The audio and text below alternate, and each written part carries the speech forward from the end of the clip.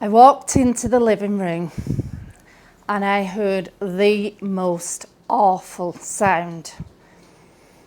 It was a voice I just couldn't make sense of. Slow, stupid. It was like nails down a blackboard.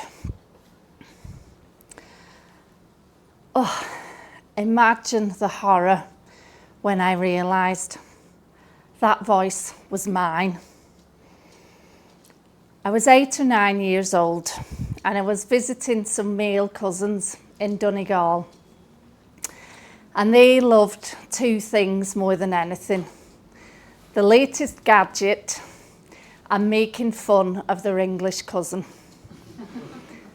So they'd hidden a recorder and they'd captured my voice. And now they were playing it back. They thought it was hilarious. I wanted the floor to open up and swallow me. Roll forward 10 years. I'm 19. I'm sitting on a sofa at a party off a place called the Sandy Row in Belfast. And for anybody that doesn't know, it's kind of a politically charged area. With every sip of my drink, my big Northern English accent is getting louder. I think I'm the life and soul of the party.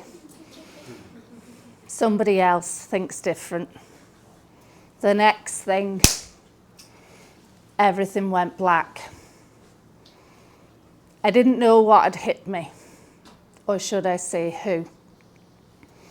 The next thing I remember is my friends lifting me from over the sofa and we ran for our lives. That day, I learned that my voice had the capacity to make me feel unsafe, to put me in danger. And so I did what most of us would maybe do.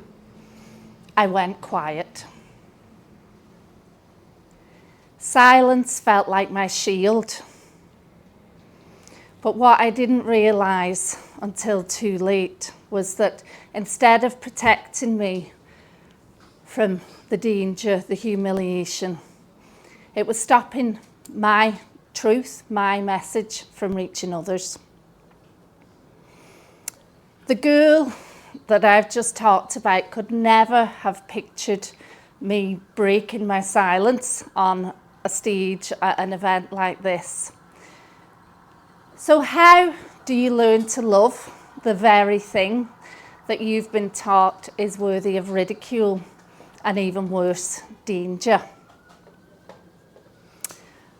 Silence shaped my choices.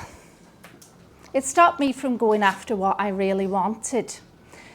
In fact, it made me comply with things that I didn't.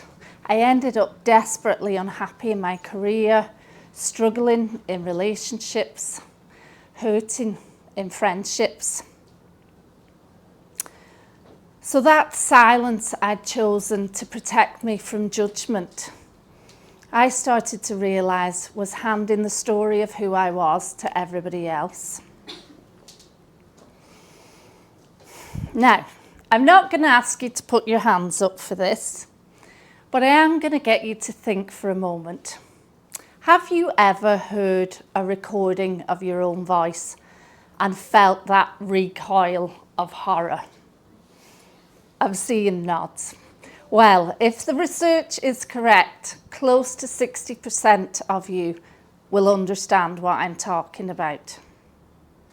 And it's not necessarily that you hate your voice in everyday conversation. That would be really difficult.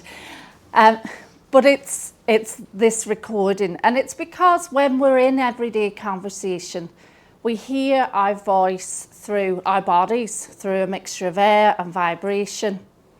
But a recording strips that away. And so when you hear it back, it doesn't just sound unfamiliar, it feels unfamiliar.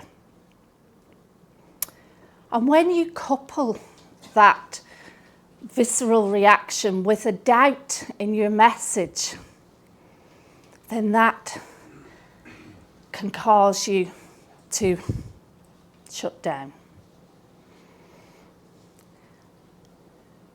And so when people say, I hate my voice, I think quite often what they mean is, if I'm heard, I can be misunderstood. If I'm heard, I can be judged. If I'm heard, I can be rejected. If I'm heard, I can be hurt. And so the fear is no longer auditory, it's more personal and it's more vulnerable.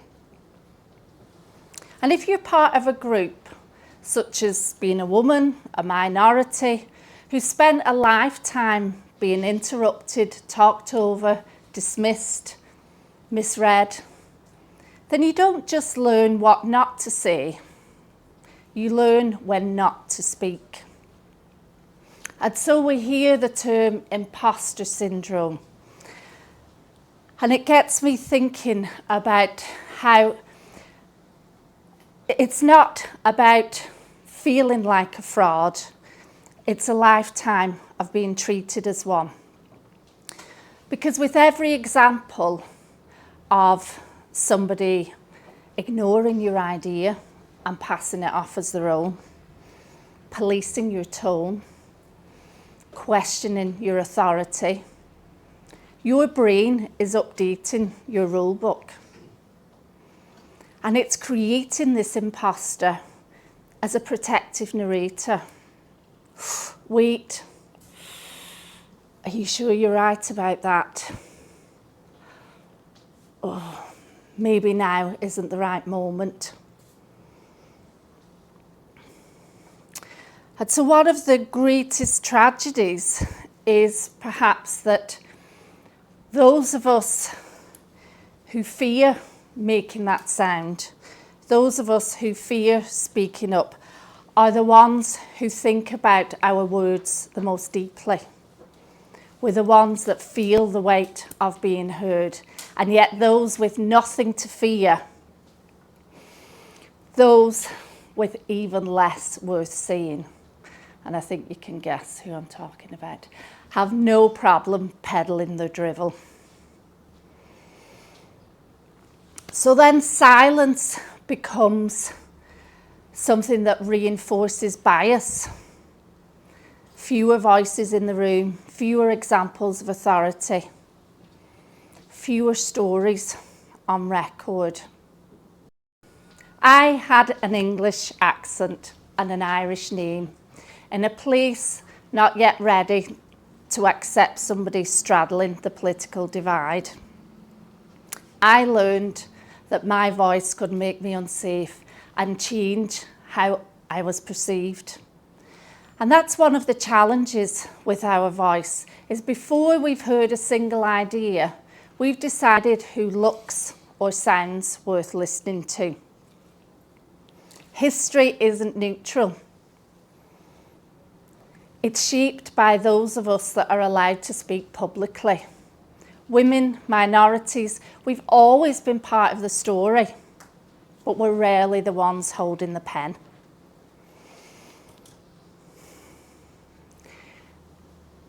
And so the power of the human voice has never been more important than right now.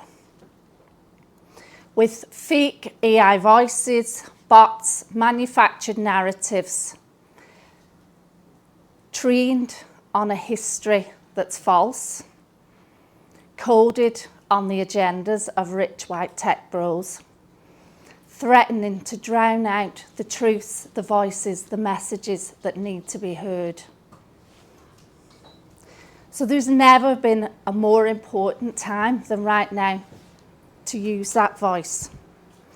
And I've learned in my lifetime, we may never know what impact our voice may have. We don't know who's listening, what lands. We don't know what sticks. But in a world that feels heavy right now, The power, the beauty of a human voice cannot be impersonated. And so we have to use it with care. We don't know the impact that we may have, and we don't know how our story can shift others. We may never know that.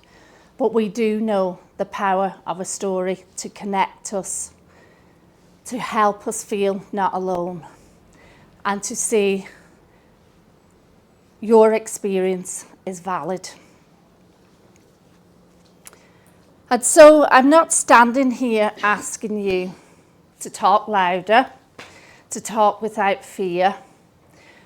What I'm challenging you to do is ask yourself a question.